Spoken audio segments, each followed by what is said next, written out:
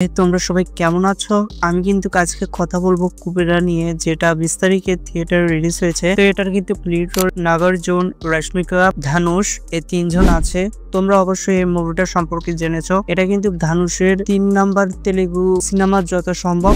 এই সিনেমাটা এমন ভাবে প্রেজেন্ট করা হয়েছে, বিশেষ করো তুমি ধানুষকে এরকম ক্যারেক্টারে আগে হয়তো কোথাও দেখোনি। তাকে এমন ভাবে তার এখানে রোলটা দেওয়া হয়েছে ভিখারির। আর তাকে ভাই বিশেষ করো এই মুভির মেকআপ আর্টিস্টকে সেলুট জানানো উচিত। ধানুষকে এমন ভাবে মেকআপ করে দিয়েছে যে অরিজিনাল ভিখারির কাজ গেলেও তাকে তার চেয়েও বড় ভিখারি লাগবে। আর এখানে তো ধানুষের অ্যাক্টিং সম্পর্কে কিছু বলারই নেই, কারণ তার অ্যাক্টিং সম্পর্কে তোমরা সবাই জানো। সে কিন্তু ইন্ডিয়ার বেশ ভালো লেভেলেরই একজন অ্যাক্টর।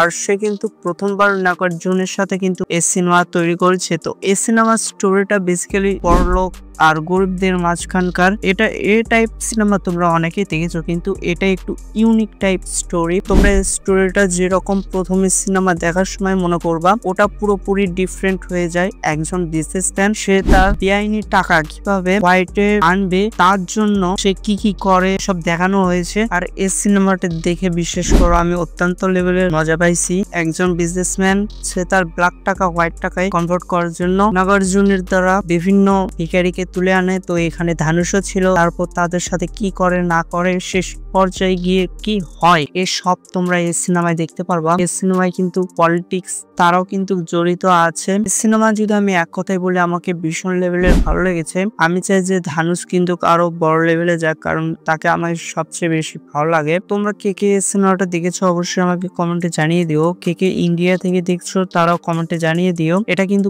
ইন্ডিয়ায় রিলিজ হয়েছে। আর আমি তোমাদের সাজেস্ট করবো তোমরা থিয়েটারে গিয়ে এই সিনেমাটা দেখো। তবে এই স্টোরিটার সম্পর্কে আমি বেশি কথা বলবো না। তো এটা ফ্লপ হবে নাকি হিট হবে সেটাও তোমরা কমেন্টে জানিয়ে দিও। তো আজকের ভিডিওটা এই পর্যন্তই। তোমাদের সাথে দেখা হবে নতুন আরেকটা ভিডিওতে।